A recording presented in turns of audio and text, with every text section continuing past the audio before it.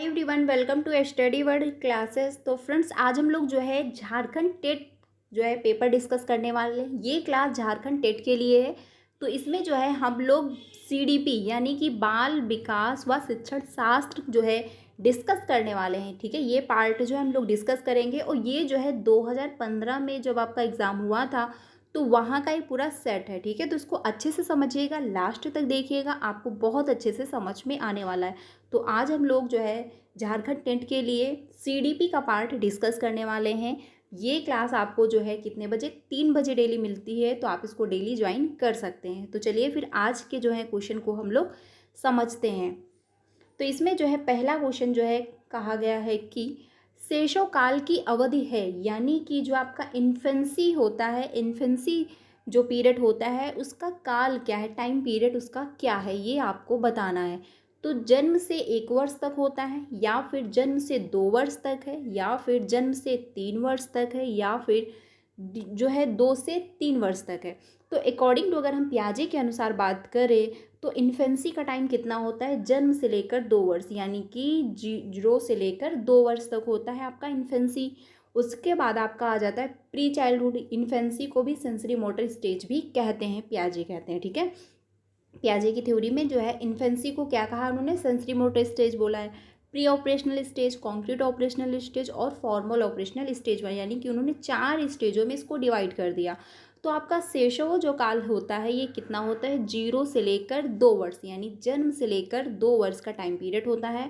तो इसमें आंसर जो होगा वो आपका 2 ऑप्शन सही हो जाएगा। ठीक है, 2 ऑप्शन इसका सही होगा। क्वेश्चन नंबर फर्स्ट का आंसर जो होगा वो सेकंड ऑप्शन सही है। नेक्स्ट क्वेश्चन पे चलते हैं। अगला है क्वेश्चन नंबर 2। इसमें जो है बात हुई है कि पियाजे के अनुसार 2 से 7 वर्ष के बीच का एक जो है बच्चा संज्ञानात्मक विकास की डैश डैश अवस्था में है, यानी कि 2 से 7 वर्ष की बात हुई है। तो पियाजे ने बच्चे का जो डेवलपमेंट है वो 4 स्टेजों में डिवाइड किया। पहला है आपका सेंसरी मोटर स्टेज, जो कि 0 से 2 वर्ष है। फिर आता है उसके बाद 2 से 7 वर्ष, जिसको कहते हैं प्री ऑपरेशनल स्टेज, यानी कि जो है आपका पूर्व संक्रियात्मक अवस्था। फिर आता है आपका 7 से 11 वर्ष, जो होता है कॉन्क्रीट ऑपरेशनल स्टेज, जिसको कहते हैं मूर्त संक्रियात्मक अवस्था। ठीक है, उसके बाद आता है आपका 11 से 15 वर्ष, जिसको कहते हैं फॉर्मल ऑपरेशनल स्टेज, यानी कि अमूर्त संक्रियात्मक अवस्था। ठीक है, तो ये स्टेजों में जो है जीन पियाजे ने बच्चे का डेवलपमेंट जो है डिवाइड कर दिया। तो यहाँ पर जो बात हुई है वो 2 से 7 वर्ष की उम्र की बात हो रही है। और उसमें ये भी कहा जा रहा है कि जो है बीच एक बच्चे का संज्ञानात्मक विकास की डैश डैश अवस्था है, तो बच्चा कौन से स्टेज पे होगा।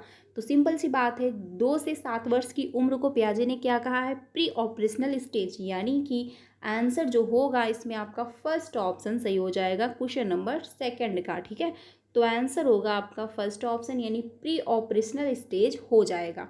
आई होप आपको समझ में आया होगा। कोई भी डाउट है तो आप लोग कमेंट में पूछ सकते हैं। तो इसका आंसर जो होगा वो फर्स्ट ऑप्शन सही हो जाएगा। नेक्स्ट क्वेश्चन पे चलते हैं। अगला है कि इसमें कहा गया डेवलपमेंट जो है प्रोसेस जो है ये कैसे होता है, यानी कि विकास डैश डैश से डैश की ओर बढ़ता है, यानी डेवलपमेंट जो होता है वो कैसे होता है। सामान्य से विशिष्ट की ओर होता है, यानी जनरल से जो है स्पेसिफिक की होता है, या फिर जो है कॉम्प्लेक्स से जो है हार्ड यानी कठिन की तरफ हो रहा होता है, या फिर जो है आपका विशिष्ट से सामान्य की ओर होता है, यानी स्पेशल से लेकर आप जनरल की ओर होता है, या फिर सिंपल से जो है इजी की तरफ होता है, यानी आसान की तरफ हो रहा होता है आपका डेवलपमेंट। ये जो है बताना था। तो क्वेश्चन नंबर जो 3 है इसका कौन सा आंसर होगा। देखिए, जब भी हम कुछ सीखते हैं तो नॉर्मल से विशिष्ट की ओर जा रहे होते हैं, यानी सामान्य से जो है हम विशिष्ट की ओर जा रहे होते हैं। सबसे पहले हम क्या देखते हैं, सबसे पहले सीखते हैं कि 1 2 किसको कहते हैं। ठीक है, 1 कैसा होता है, 2 कैसा होता है, 3 कैसा होता है, 4 कैसा होता है। फिर हम जो है काउंटिंग करना सीखते हैं कि 1 2 3 4। ठीक है, उसके बाद जो है हम सीखते हैं टेबल, यानी 2 2 जा 4 सीखते हैं। फिर जो हम ऐड करना सीखते हैं जो है। ठीक है, तो यानी कि हम सिंपल से जो है क्या है कठिन की तरफ जा रहे हैं, यानी सामान्य से हम विशिष्ट की तरफ जा रहे हैं। जैसे कि हम अगर वर्ड भी सीखते हैं या फिर ABCD भी सीख रहे हो तो सबसे पहले देखते हैं ए कैसे बनता है। ठीक है, ए किसको कहते हैं पहले ये देखते हैं। फिर देखते हैं अच्छा ABCD, फिर बच्चा पढ़ना उसको सीखता है, फिर जो है उसको लिखना सीख रहा होता है, फिर जो है वो वर्ड पढ़ना शुरू कर देता है। ये तो नहीं है कि बच्चा वर्ड पढ़ना पहले शुरू कर देता है, एप्पल की स्पेलिंग उसको पहले आ रही है, वो A और B लिखना नहीं जानता है, या फिर वो A पहचानना नहीं जानता है, ऐसा तो पॉसिबल नहीं है। यानी कि सामान्य से हम विशिष्ट की तरफ जा रहे होते हैं। तो आंसर जो होगा वो आपका फर्स्ट ऑप्शन होगा, क्योंकि विशिष्ट से डेवलपमेंट सामान्य की तरफ नहीं होगा, आप सामान्य से विशिष्ट की ओर जाओगे, क्योंकि आपका डेवलपमेंट जब होगा तो आपकी लर्निंग बेहतर हो रही होगी, आप आज से कल बेहतर करोगे, कल से जो आप उसके अगले दिन बेहतर होगे, यानी आपका जो कल था, कल से आप आज बेहतर हो, और आज से जब आने वाला कल होगा आप उसमें बेहतर करोगे। तो यानी सामान्य से आप विशिष्ट की ओर जा रहे हो, तो यानी डेवलपमेंट जब होता है तो क्या है, चेंज होगा, प्रोग्रेस होगा, तभी जाके डेवलपमेंट हो पाएगा। और हमेशा डेवलपमेंट क्या होता है, सामान्य से विशिष्ट की ओर जा रहा होता है। ठीक है, आंसर जो होगा वो फर्स्ट ऑप्शन सही होगा। जटिल से आपका कठिन की ओर नहीं हो जाएगा, ना तो विशिष्ट से सामान्य की ओर। ये नहीं होता कि आप सबसे पहले कठिन टास्क देखते हो फिर आप इजी इजी काम करते हो, ऐसा नहीं, पहले आप इजी करते हो फिर धीरे धीरे आप टफ काम करना शुरू करते हो, तो जो कठिन होते हैं। ठीक है, तो आंसर जो होगा वो क्या है, फर्स्ट ऑप्शन आपका सही हो जाएगा। नेक्स्ट क्वेश्चन पे चलते हैं, अगला है, ये सारे क्वेश्चन आए हुए हैं 2015 का मैं सेट डिस्कस कर रही हूँ, तो आई होप आप लोगों को हेल्प मिलेगी। कोई भी डाउट है तो आप लोग कमेंट में पूछ लीजिएगा। ठीक है, क्वेश्चन नंबर 4 है कि जब जो है वयस्क सहयोग से सामंजस्य कर लेते हैं तो वे बच्चे के वर्तमान स्तर के प्रदर्शन को जो है संभावित क्षमता के स्तर के प्रदर्शन की तरफ जो है प्रगति क्रम को जो है सुगम बनाते हैं, इसे कहा जाता है, इसे जो है क्या कहा जाता है, ये जो है बताना है। तो क्वेश्चन नंबर जो 4 है इसमें कौन सा ऑप्शन सही होगा। देखिए जो क्वेश्चन पूछा गया है ये वाइगोस्की से लिया गया है। ठीक है, वाइगोस्की की जो थ्योरी है वहाँ पर जो है सहयोग करना, हेल्प करना, हाफ सॉल्व्ड क्वेश्चन देना, संकेत दे देना, इशारे कर देना, ये सब क्या है, इसके फोल्डिंग आता है। तो इसमें आंसर कौन सा सही हो जाएगा, आपका सेकंड ऑप्शन होगा, क्योंकि यहाँ पर हेल्प की ही बात हो रही है, अपने से बड़े, यानी जिससे भी हम हेल्प लेंगे वो बड़ा भी हो सकता है छोटा भी हो सकता है। इम्पोर्टेंट क्या है, उसको उस टॉपिक के बारे में आपसे ज़्यादा नॉलेज है, तभी जाके आप उससे जो है मदद ले पाएंगे। तो आंसर क्या होगा आपका, इसके फोल्डिंग हो जाएगा, यानी कि क्वेश्चन नंबर 4 का आंसर जो होगा वो सेकंड ऑप्शन सही हो जाएगा, इसके फोल्डिंग, क्योंकि यहाँ पर बात हुई है मदद की ही। यानी कि जब वयस्क सहयोग से सामंजस्य कर लेते हैं तो वे बच्चे के वर्तमान स्तर के प्रदर्शन को संभावित क्षमता के, यानी बच्चे की जितनी क्षमता है कि वो खुद से इतना डेवलपमेंट कर सकता है और उसको किसी की मदद मिल जाती है तो वो और बेहतर कर लेगा। ठीक है, यानी जितने वो खुद से करने की जो संभावना है, खुद से करने की जो क्षमता है, और किसी की हेल्प मिल जाने से जो और आगे डेवलपमेंट करने की संभावना बनी हुई है, जब कोई हेल्प दे देगा और जो है हेल्प दी जा रही है उसको क्या कहते हैं, इसके फोल्डिंग कहते हैं। तो वही यहाँ पर बात हुई है कि बच्चे का प्रदर्शन करने की तरफ प्रगति क्रम क्रम को जो है सुगम बनाते हैं। तो आंसर क्या होगा, सेकंड ऑप्शन होगा, क्योंकि जब इसके फोल्डिंग दी जाएगी, मदद दी जाएगी, तभी जाके बच्चा अच्छा प्रदर्शन कर पाएगा, क्योंकि वो खुद से तो जितना कर पा रहा है लेकिन उसकी संभावना है कि वो और ग्रो करेगा अगर उसको हेल्प मिल जाए। तो जो हेल्प दी जा रही है उसको क्या कहा जाएगा, इसके फोल्डिंग कहा जाएगा अकॉर्डिंग टू वाइगोस्की। ठीक है, तो आंसर क्या हो जाएगा, सेकंड ऑप्शन आपका सही हो जाएगा। ठीक है, बाकी ऑप्शन क्या है, गलत हो गए। प्रॉक्सिमो जो है डेवलपमेंट ये आपका नहीं होगा, इसके फोल्डिंग आपका सही हो जाएगा, यानी समीपस्थ जो है विकास आपका नहीं होगा, ZPD। नेक्स्ट क्वेश्चन पे चलते हैं, अगला है क्वेश्चन नंबर 5। इसमें बात हुई है कि नवीन जानकारी को शामिल करने के लिए वर्तमान स्कीमा में बदलाव की प्रक्रिया डैश डैश कहलाती है। यानी कि आपके दिमाग में पहले से जो नॉलेज फीड है और आप उसमें चेंजमेंट करना चाहते हो, जैसे कि मान के चलिए एक छोटा बच्चा है, उसने आसमान में चिड़िया को उड़ते हुए देखा, अब उसको ये पता है कि ये चिड़िया है, अब उसने जो है एरोप्लेन को देखा, अब वो ये समझ रहा है कि जो एरोप्लेन है वो भी एक चिड़िया है। अब बच्ची ने क्या कहा कि ये भी एक एरोप्लेन जो है उड़ रहा है, वो भी एक चिड़िया है। तो अब उसमें क्या करोगे आप, आपने बोला नहीं कि ये जो है ये उड़ रहा है, ये चिड़िया है, और ये जो है एरोप्लेन। अब बच्चे के दिमाग में, क्योंकि जो स्कीमा उसके दिमाग में पहले से फीड है, अब उसमें वो परिवर्तन लाएगी, चेंज लाएगी, फिर जो है ये ऐड करेगी कि हाँ ये चिड़िया है और ये एरोप्लेन है। तो इसमें क्या हुआ, उसने परिवर्तन किया, यानी कि जो पहले से स्कीमा बना हुआ था उसको उसने बदला, फिर उसमें ऐड किया। तो ये क्या कहलाता है, एकोमोडेशन कहलाता है। लेकिन कुछ भी बदलना नहीं, अगर वो जो है उसको पता है कि हाँ ये भी चिड़िया है और ये एरोप्लेन है, बच्ची को ऑलरेडी पता है, तो उसमें उसको कुछ भी परिवर्तन नहीं करना पड़ा और वो समझ गई कि अच्छा ये चिड़िया, ये एरोप्लेन है। तो ये क्या कहलाता है, एसिमुलेशन, यानी कि जो मेरे दिमाग में पहले से स्कीमा बना हुआ है उसमें कोई भी परिवर्तन ना करते हुए नया स्कीमा ऐड कर लेना, नई जानकारी ऐड कर देना, ये आपका एसिमुलेशन कहलाता है। और उसमें पुराने स्कीमा में नई जानकारी को ऐड करने के लिए हमको थोड़ा सा परिवर्तन करना पड़ रहा है, चेंज लाना पड़ रहा है, फिर ऐड करना पड़ रहा है, तो हो जाता है आपका एकोमोडेशन। ठीक है, ये दो जो है वर्ड ध्यान रखना काफ़ी इंपॉर्टेंट है। तो क्वेश्चन नंबर जो 5 है, इसमें आंसर आपका कौन सा सही हो जाएगा, क्योंकि यहाँ पर हुई है बात वर्तमान स्कीमा में बदलाव की प्रक्रिया, यानी उसमें चेंज उसको लाना पड़ रहा है। तो सिंपल सी बात है, आंसर आपका थर्ड ऑप्शन हो जाएगा, एकोमोडेशन। क्योंकि हम अगर पुराने नॉलेज में नया नॉलेज ऐड करने के लिए कोई चेंज ला रहे हैं, कोई परिवर्तन कर रहे हैं, तो आपका सिंपल सी बात है एकोमोडेशन हो जाएगा। और अगर कोई हमको चेंज नहीं करना पड़ रहा है, पुराना नॉलेज में नए नॉलेज को हम ऐड कर रहे हैं, तो आपका एसिमुलेशन हो जाता है। ठीक है, आत्मसातकरण होता है। आंसर आपका थर्ड ऑप्शन सही हो जाएगा। नेक्स्ट क्वेश्चन पे चलते हैं, अगला है क्वेश्चन नंबर 6। इसमें बात हुई है कि मध्य जो है बाल्यावस्था में भाषा डैश डैश के बजाय डैश डैश अधिक है, यानी कि मध्य मिडिल चाइल्डहुड जो होता है उसमें बात यहाँ पर हुई है कि जो भाषा है, जो लैंग्वेज है, डैश डैश के बजाय डैश अधिक है। अब ये किसमें जो है भाषा अधिक होती है, ये बताना है। तो अहम केंद्रित है, सामाजिकृत है, या फिर सामाजिकृत है अहम केंद्रित है, या फिर जीववादी है, सामाजिकृत है, या फिर जो है मैच्योरेशन है, या फिर अपरिपक्व है। तो क्वेश्चन नंबर जो 6 है, इसमें आंसर आपका हो जाएगा सेकेंड ऑप्शन, यानी सामाजिकृत है के बजाय जो है अहम केंद्रित अधिक है। क्योंकि क्या होता है, मिडिल चाइल्डहुड में बच्चा क्या है, इगोसेंट्रिज्म होता है। ठीक है, ये ध्यान रखना। उसको क्या है, अपने से मतलब होता है, किसी को क्या फ़र्क पड़ रहा है उसको। उसने अगर अपने पिताजी से बोला है कि मुझे ऑफिस से लौटते टाइम मुझे मेरे लिए चॉकलेट लेके आइएगा, अब अगर वो पेरेंट्स चॉकलेट लेके नहीं आए हुए हैं तो बच्चे को ये इससे प्रॉब्लम नहीं कि पापा का मूड ख़राब है या फिर पापा परेशान है, नहीं।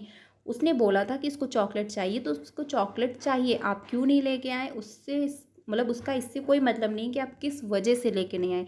तो बच्चा क्या है, अहम केंद्रित होता है।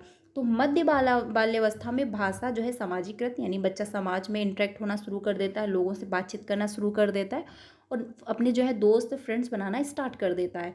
ठीक है, यहाँ पर बात हुई है के बजाय जो है बच्चा अहम केंद्रित अधिक होता है, क्योंकि बच्चा लोगों से बातचीत तो करना स्टार्ट करता है धीरे धीरे। ठीक है, लेकिन पूरी तरह से वो जो है इन्वॉल्व नहीं होता है। जैसे कि आपने देखा होगा, छोटे बच्चे होते हैं वो खेलने जाते हैं, उनको अगर कोई पार्क में बच्चा मिल गया तो उसने उसके साथ खेल लिया और फिर थोड़े टाइम वो भूल जाता है, घर आके वो भूल जाएगा कि हाँ मुझे वहाँ पर कोई मिला हुआ था, क्योंकि बच्चे छोटे होते हैं। लेकिन हाँ, बच्चे अहम केंद्रित होते हैं, उनको खुद के बारे में मतलब होता है, उनको जो खिलौना चाहिए तो चाहिए, वो किसका है, कहाँ से आया है, ये उनको फ़र्क नहीं पड़ता। आंसर होगा आपका सेकेंड ऑप्शन। नेक्स्ट क्वेश्चन पे चलते हैं, क्वेश्चन नंबर 7 है कि बाल केंद्रित शिक्षा में शामिल है, यानी कि चाइल्ड सेंटर्ड एजुकेशन में क्या इन्वॉल्व है, ये बात हुई है यहाँ पर, ये मतलब ये जो है पूछा जा रहा है।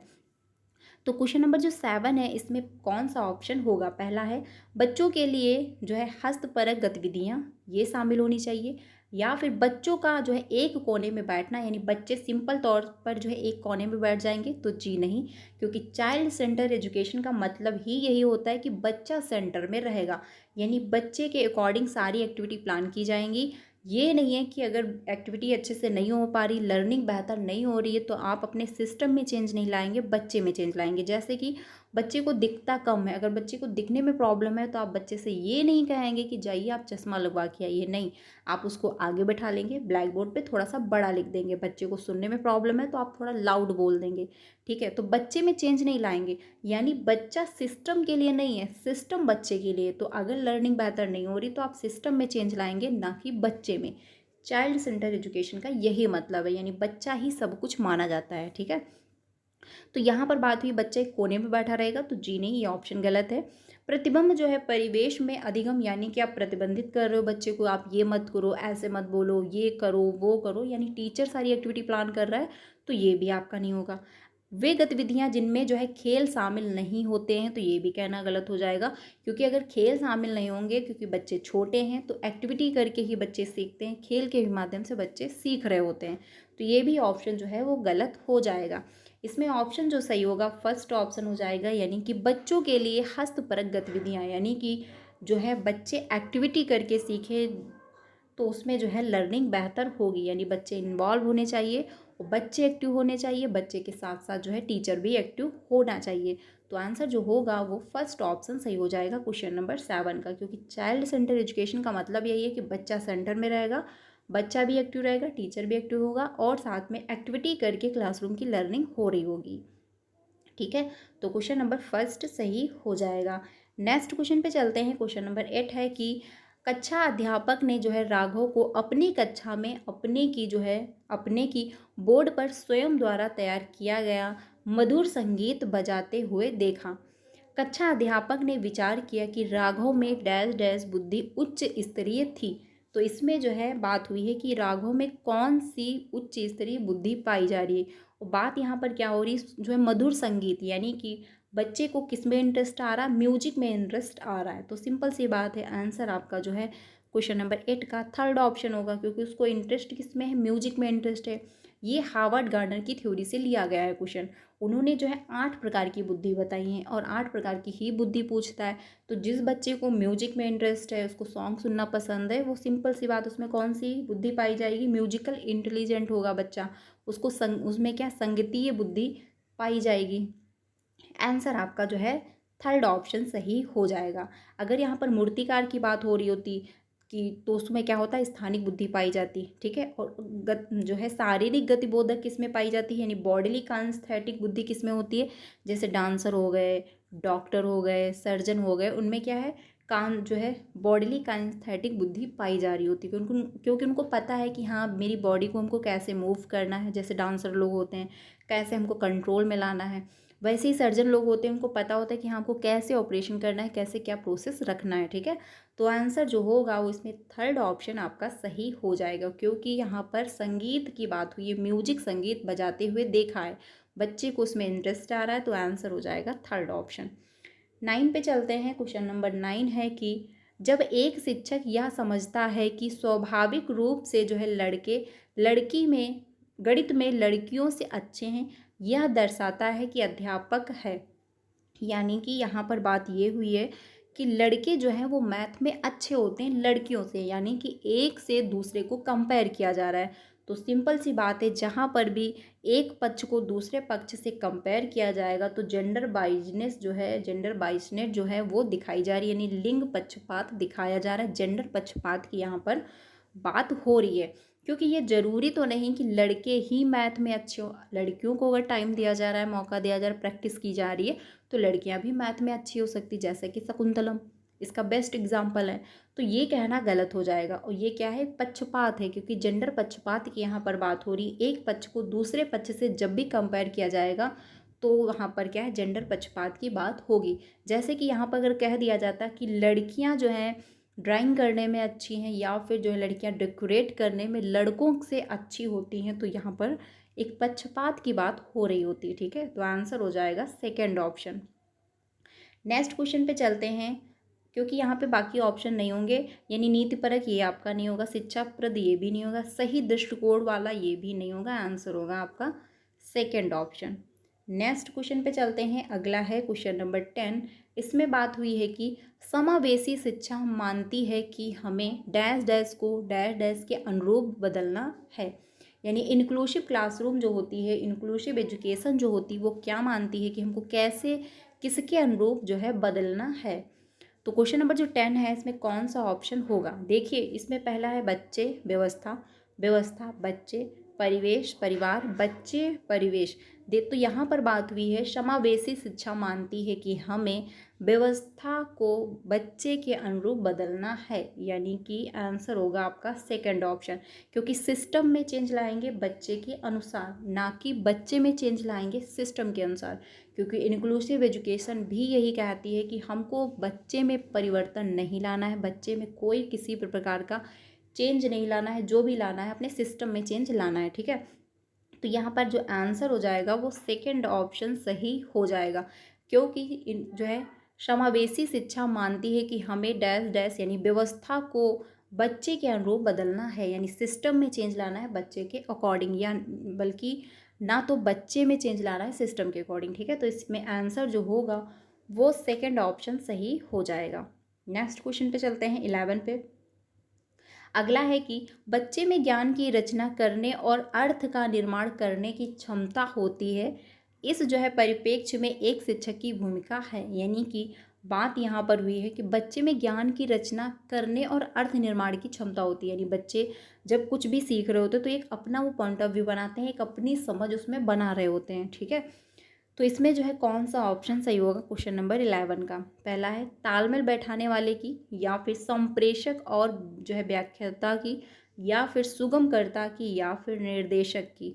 तो क्वेश्चन नंबर 11 जो है इसमें थर्ड ऑप्शन सही हो जाएगा, यानी सुगमकर्ता की, क्योंकि टीचर की यहाँ पर क्या भूमिका होगी कि जो है वो एक जो है फैसिलिटेटर हो, यानी कि एक सुगमकर्ता बने, हेल्पर हो, बच्चे को जो है हेल्प करे जहाँ पर भी प्रॉब्लम हो रही है वहाँ पर जो है एक बच्चा मतलब एक टीचर जो है बच्चे की मदद करे। ठीक है, तो आंसर क्या हो जाएगा, थर्ड ऑप्शन सही होगा, क्योंकि बच्चे जो होते हैं वो खुद से एक अपनी समझ बना रहे होते हैं, तो टीचर वहाँ पर जब मदद करेगा तो लर्निंग जो है बेहतर हो पाएगी और बच्चे को अच्छे से समझ में भी आएगा।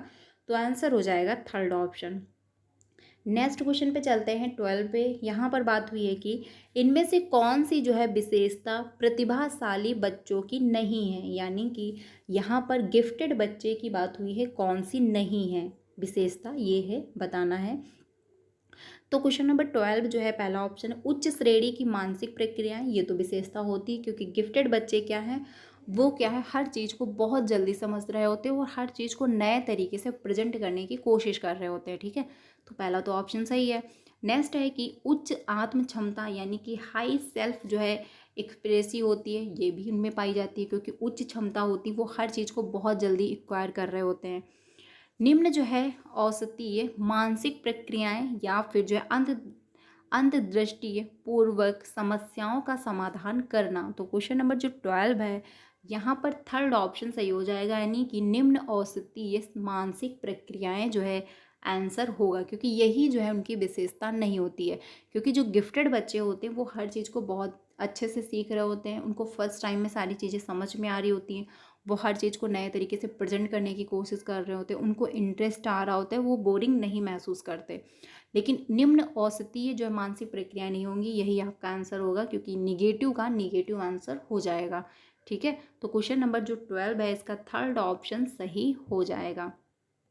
अगले क्वेश्चन पे चलते हैं 13 पे। 13 है कि कोहलबर्ग के सिद्धांत के जो है पूर्व परंपरागत स्तर के अनुसार कोई जो है नैतिक निर्णय लेते समय एक व्यक्ति निम्नलिखित में से किस तरफ जो है वृत्त होगा, ये जो है आपको मतलब प्रवृत्ति होगा, ये जो है आपको बताना है। तो क्वेश्चन नंबर 13 जो है पहला ऑप्शन है अंतर जो है निहित संभावित दंड, या फिर व्यक्तिगत जो है आवश्यकताएं तथा इच्छाएं, व्यक्तिगत जो है मूल्य, या फिर पारिवारिक अपेक्षाएं। तो यहाँ पर बात जो हुई है पूर्व परंपरागत स्तर की, यानी कि पहली स्टेज की यहाँ पर बात हुई रही है, तो आंसर आपका फर्स्ट ऑप्शन से हो जाएगा, यानी अंतर्निहित संभावित दंड की, यानी पनिशमेंट की बात यहाँ पर हो रही है, क्योंकि पनिशमेंट जो है इन्वॉल्व होगा। आंसर हो जाएगा आपका फर्स्ट ऑप्शन, क्योंकि जो बच्चा पूर्व परंपरागत स्टेज पे होता है, यानी कि प्री कन्वेंशनल स्टेज पे जो होता है बच्चा, वो क्या है वो इसलिए कोई काम नहीं करना चाहेगा, क्योंकि अगर उसको डर है कि अगर घर पे पता चल गया या फिर जो हम पकड़े गए तो मुझे दंड मिलेगा, पनिशमेंट मिलेगा, वो इस डर से वो काम नहीं कर रहा होता है। तो आंसर क्या होगा, फर्स्ट ऑप्शन सही हो जाएगा। जैसे कि क्वेश्चन ये पूछ लिया जाता है कि घर पे गेस्ट आए हुए हैं, बच्चा इसलिए मिठाई को नहीं खा रहा है क्योंकि वो जानता है कि अगर माँ ने देख लिया खाते हुए तो हम मतलब जो है हमको दंड मिलेगा, पनिशमेंट मिलेगा। तो वो किस डर से नहीं खा रहा, क्योंकि उसको पता है कि अगर घर पे पता चला, माँ को पता चला तो मुझे पनिशमेंट मिल सकता है। ठीक है, तो बच्चा कौन सी स्टेज पे है, पूर्व परंपरागत स्टेज पे, यानी कि प्री कन्वेंशनल स्टेज पर बच्चा है। इन्होंने जो है 3 स्टेजों में बच्चे को डेवलप की मतलब डिवाइड किया है, ये भी ध्यान रखना। ठीक है, conventional stage, pre conventional stage, post conventional stage. ठीक है, ये ध्यान रखना, आंसर हो जाएगा आपका फर्स्ट ऑप्शन। अगले क्वेश्चन पे चलते हैं। अगला है कि शिक्षार्थियों की जो है वैयक्तिक विभिन्नताओं के संदर्भ में शिक्षक को चाहिए, यानी कि क्लासरूम में जो डिफरेंस पाई जाती है, यानी हर बच्चा अलग अलग होता है। अगर क्लासरूम में 30 बच्चे हैं तो 30 बच्चे 30 प्रकार के होंगे, ज़रूरी नहीं कि सभी बच्चे एक ही प्रकार के हों, ठीक है। तो उसमें टीचर जो है वो क्या करेगा, टीचर को क्या करना चाहिए, ये जो है क्वेश्चन में पूछा जा रहा है। तो क्वेश्चन नंबर जो 14 है, पहला ऑप्शन है विविध प्रकार की जो है अधिगम परिस्थितियों को उपलब्ध कराना, या फिर जो है निगमनात्मक पद्धति के आधार पर समस्याओं का समाधान करना। यानी कि यहाँ पर निगमनात्मक विधि की बात नहीं हो रही है, क्योंकि यहाँ पर आप जो है पहले रूल सिखाकर एग्जाम्पल सिखाकर जो है आप रूल सिखाकर आप एग्जाम्पल नहीं सिखाएंगे, क्योंकि यहाँ पर विभिन्नता की बात हो रही है, ये ऑप्शन नहीं होगा। कलन विधि का जो है अधिकतम प्रयोग करना, ये भी आपका नहीं होगा। याद करने के लिए शिक्षार्थियों को तथ्य उपलब्ध कराना, ये भी नहीं होगा। लर्निंग जो है आपको रोट लर्निंग आपको नहीं करवानी है। आंसर आपका फर्स्ट ऑप्शन होगा, क्योंकि विविध प्रकार की अधिगम परिस्थितियों को उपलब्ध कराना, क्योंकि हर प्रकार का बच्चा है, आप उसी के अकॉर्डिंग जो है क्लासरूम की एक्टिविटी प्लान करेंगे। ये नहीं कि आप सभी के लिए एक जैसी एक्टिविटी प्लान कर देंगे। जैसे कुछ बच्चे को हो सकता है देखने में प्रॉब्लम हो, कुछ बच्चे को लिखने में समस्या हो, तो आप उसको एक्स्ट्रा टाइम दे देंगे। कुछ बच्चे जो बिल्कुल लिख नहीं पाते होंगे तो आप उनसे जो है सुन लेंगे, मौखिक रूप से सुन लेंगे। कुछ बच्चे को एक्टिविटी करके समझ में आ रहा होगा तो आप एक्टिविटी के माध्यम से उनको लर्निंग करवा देंगे। तो विभिन्न प्रकार के क्लासरूम में जब बच्चे होंगे तो विभिन्न प्रकार की लर्निंग जो है होगी। आंसर हो जाएगा आपका फर्स्ट ऑप्शन। अगले क्वेश्चन पे चलते हैं 15 पे। 15 है कि निम्नलिखित में से कौन सा जो है बाल विकास का एक सिद्धांत नहीं है, यानी कि जो है चाइल्ड डेवलपमेंट का जो है एक प्रिंसिपल नहीं है, वो आपको बताना है क्वेश्चन नंबर 15 में। तो पहला है सभी विकास एक क्रम का पालन करते हैं, तो बिल्कुल सही बात है। डेवलपमेंट जो होता है एक ही प्रोसेस में होता है। ये तो नहीं है कोई जो है एडोलेसेंस बन गया हो उसके बाद इन्फेंसी में आया हो, ऐसा तो नहीं। किसी भी आप कहीं भी हो, आप इंडिया के हो, अमेरिका के हो, पाकिस्तान के हो, बेंगलोर में रहते हो, कहीं भी रहते हो आप, डेवलपमेंट जो बच्चे का है वो ऐसे ही होगा। यानी सबसे पहले बच्चा इन्फेंसी में जाएगा, फिर अर्ली चाइल्डहुड में जाएगा, फिर मिडिल चाइल्डहुड में जाएगा, फिर लेटेस्ट चाइल्डहुड में जाएगा, ठीक है।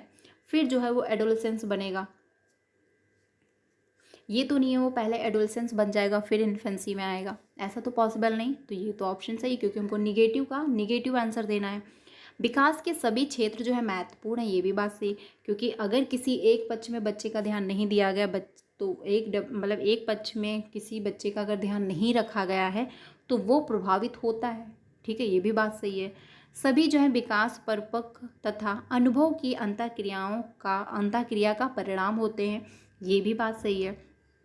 सभी विकास तथा अधिगम एक समान गति से आगे बढ़ते हैं, ये कहना गलत होगा कि सभी विकास तथा अधिगम एक समान आगे गति से बढ़ रहे होते हैं, क्योंकि ये डिपेंड करता है बच्चे का कैसा इन्वायरमेंट रहा है, बच्चे की कैसे केयर की गई है, ठीक है। तो ये कहना गलत हो जाएगा, क्योंकि मान के चलिए अगर दो बच्चे हैं, एक साथ के दो बच्चे हैं, ठीक है, और अगर उनको अलग अलग इन्वायरमेंट दिया गया है तो डेवलपमेंट जो है वो प्रभावित होगा। एक बच्चा है जिसको बहुत अच्छे से केयर की गई है, बहुत अच्छे से ध्यान रखा गया है, तो उसका डेवलपमेंट अच्छे से होगा और कम टाइम में वो ग्रो करेगा। लेकिन दूसरा बच्चा जो है अगर उसका इन्वायरमेंट अच्छा नहीं रहा है, उसको अच्छे से ध्यान नहीं रखा गया, उसकी केयर नहीं हुई है, तो उसका डेवलपमेंट टाइम के साथ कम हो पाएगा, ठीक है। तो ये डिपेंड करता है कि बच्चे की कैसे केयर की गई है। वहीं पे जो है 10 महीने का बच्चा हो या फिर 11 महीने का बच्चा हो, अगर उनकी केयर अच्छे से नहीं हुई है तो ये ज़रूरी नहीं कि दोनों बच्चे सेम एज पे बैठना सीखे, सेम एज पे चलना सीखे। वो डिपेंड करता है बच्चे की कैसे केयर की गई है, ठीक है। तो इसमें आंसर जो होगा वो आपका 4 ऑप्शन सही हो जाएगा क्वेश्चन नंबर 15 का, क्योंकि ये डिपेंड करता है कि हम बच्चे की कैसे केयर कर रहे हैं, कैसे बच्चे का इन्वायरमेंट दिया जा रहा है, ठीक है। तो आंसर हो जाएगा 4 ऑप्शन।